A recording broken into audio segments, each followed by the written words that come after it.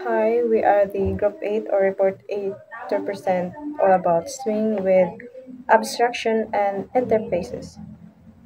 So, there are two objectives of swing with abstraction and interfaces to study, or CILO, which means stands for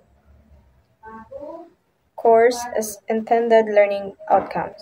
So, A or 1, use abstract classes and interfaces in swing. B is apply material design in GUI system.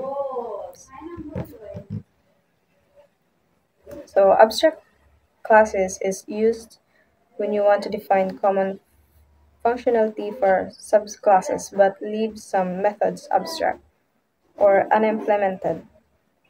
You can combine concrete implemented methods and abstract to implemented methods. Interfaces used to define contracts that classes must follow. Classes can implement multiple interfaces, unlike inheritance from one class only. So here's an example. Abstract class and interface in Swing. So we'll build a simple Swing program using both an interface for common UI action or user interface, an abstract class that provide base setup for a Swing window, a concrete class that build the actual UI. Step one is interface clickable. So there we put an interface clickable and void and button click.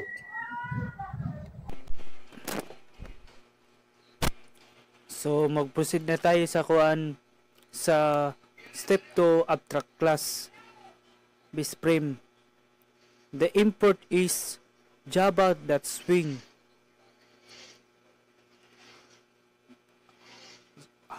Meaning to say, this imports over the swing classes like gframe, gbutton, and glabel, etc. Swings.java GUI graphical user interface toolkit use is making Windows buttons, labels, and more. So, abstract classes bstream, extreme free frame, you are creating the abstract classes name bstream. Inherits extend from gframe, meaning bstream is the type is gframe window. Since the abstract is cannot be directly instantialized, you can do new bstream. Other classes must extend is implement the abstract methods. So nga di kita sa kuan sa G button is they are instance variable class fields. They represent GUI components. Ang una is button.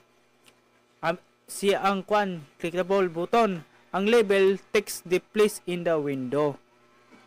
They are declared to so that subclasses can access or use them. So nga di kita sa constructor sa public frame string title. This constructor is which runs whenever you create subclasses object. So na to pag step by step sa iyang function, ang super title is calls the gframe constructor setting the window title. Tapos set the default close operation gframe dot exit on close. So meaning to say the closes the program when the window is closed. So ang magibali sa gibali, for example, gibali ini na application o software na computer like Chrome, tapos pag exit mo ya may tawag sa close the program. Tapos ang set side is 300, ang 300 is width siya, ang sunod na yun is height is 200. Tapos set layout may kitawag ng null. So meaning to turn off layout manager, you can manually position components with set sounds. These they are common setup step the swing window. That's why they are replace the basis in class. Nadi kita sa abstract method kita.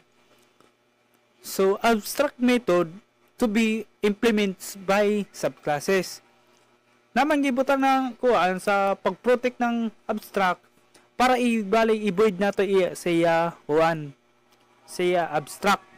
So ang pagbutang nako is protect abstract void initialize components. So meaning declared of the body subclasses implement it. Protected means access inside subclasses. Used to force subclasses to define how their components like buttons and labels are initialized. So mag-proceed na tayo sa step 3 is concrete class. Public class is window extend base frame. So implements is clickable. Then the public window amang object. Tapos ang super abstract equals to interface example. So mao na siya gibali base frame ang super. Tapos sa protect void is initialize components. Then ibutan na sa button is new G button parenthesis to click me. So label equals to new G label parenthesis is hello. Button is set bound is 180 130. Label is set bounds is 120 140 100 is 30. So add button, add label. So until punto click, amang gibali sa gibali pag click mo siya, amang gibali mo gawas iya button click. Muna siya. Tapos after the siya is sa public starting main string arts is my window. So amo siya is execution or gibali pag-execute na siya. So ang result is my first window containing as label welcome a button is click me. So mao na siya. So mag-proceed tayo kang Lisa Lopio. So what is modular design in GUI? Modular design is dividing a large GUI system into independent, reusable, and manageable components modules, each with a single responsibility. So, modular design is about breaking a large program into smaller, independent parts called modules. So each module has own job or responsibility, can be used in other parts of the program, can be updated or fixed without affecting the rest of the system. So that is what is modular means. In Java Swing, each window or panels manages an own layout and logic. Example, a login panel only handles login inputs and button. Next is shared logic, or like button, action, or data, is placed in separate classes or interface. Example, a button handler class can handle action for multiple buttons. And next is communication between modules happen through interface or event listeners. So for example, when a button is clicked in one module, it sends a message to another module to react. So that is a communication. Why use modular design? Easier to maintain and update. Easier to maintain and update is easier to keep the application current. So, reuse parts of the UI, the same button panel and multiple windows. And reusability allows you to use the same parts like a button panels in different places, and improve readability and separation of concern is readability is code is easier and has a better separation of concern. Next is easier debugging and testing. So testing and debugging bugs are easier to find and fix.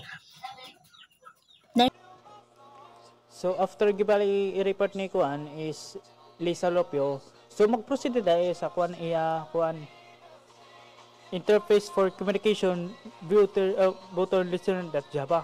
So ang kanatong gibali sa iya code is public interface button listener naman gibutang ng void on save string ay name og age, tapos i-void on clear defines the contract any class using the button panel must handle save and clear actions. So ang pasabot siyan gibali sa kuan kay after gibali ngaran ay gi-fill up ng name or age, pag after na siya makita sa yan data kung edit or kung save or clear. Kung isip mo doon nagibalik ibutang sa iya data, kung clear mo pwede siya balik papaon yung tanan, pwede ko siya magkuhan long pa tanggalon. So next is the number 2 is user input panel. Aming gibali sa kuan lo gibali user panel.java gibali pag fill up na siya. Tapos so magamit kita sa kuan sa import yet is java.swing. Yato gibali gibutang na ko ito mga kuan sa pagbutang siya sa base code.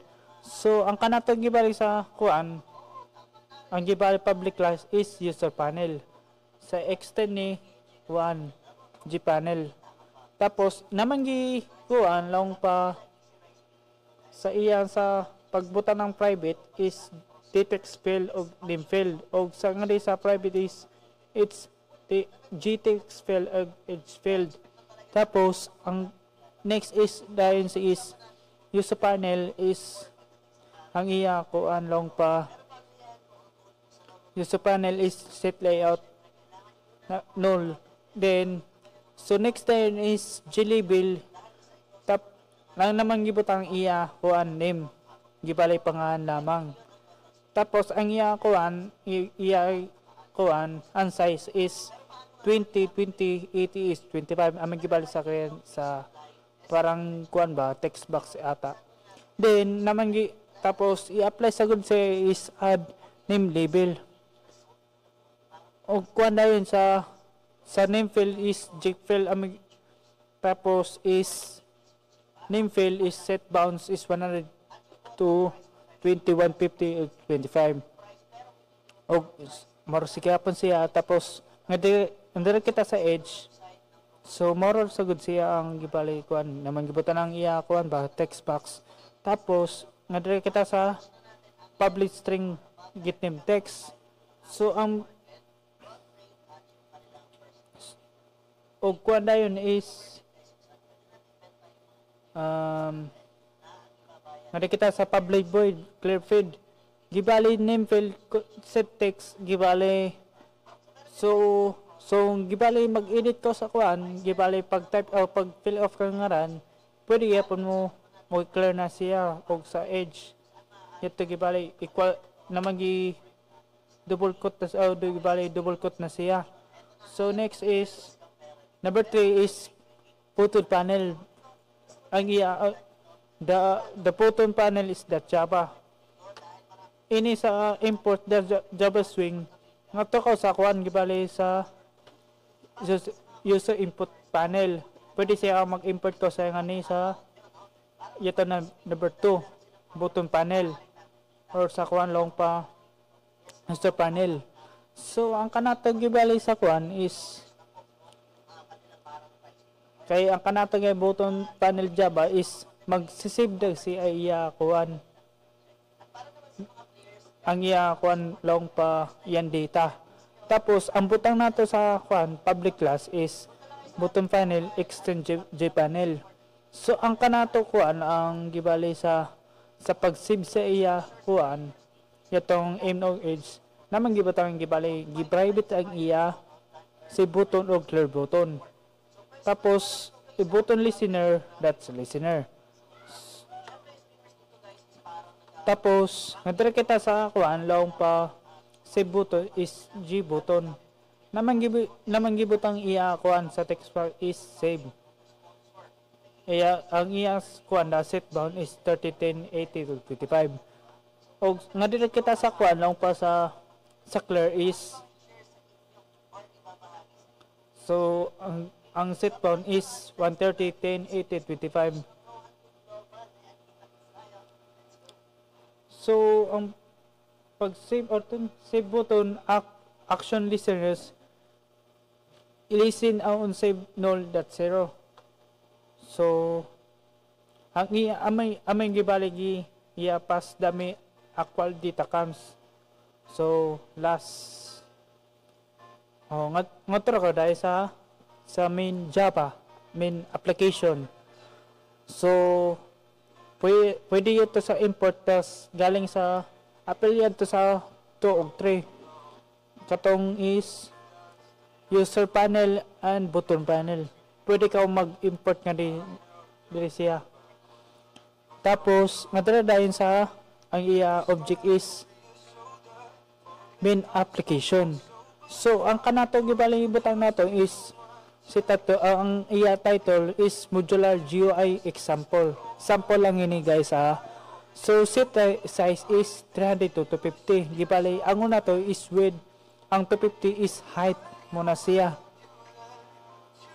Doon after this siya is natrog dayon sa due label.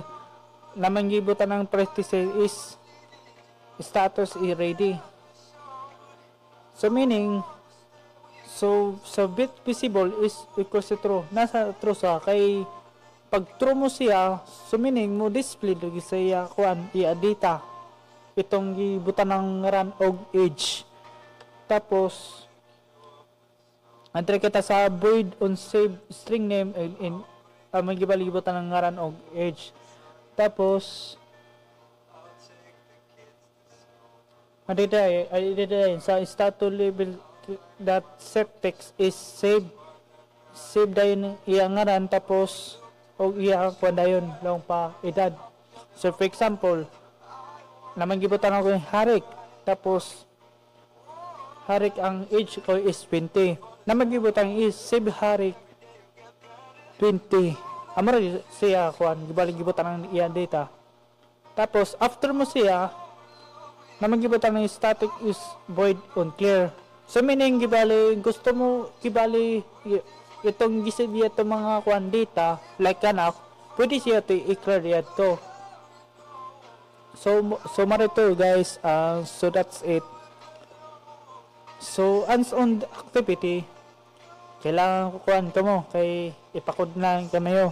So number 1 is build a payment system GUI with interface payment method credit card and GCash. So kamura bahala ini guys sa pagkuan na code.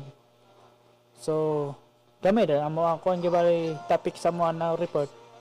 So more to guys. So maraming salamat po sa pagkuan sa pagtanong sa inyo sa viewers on YouTube. So thank you guys.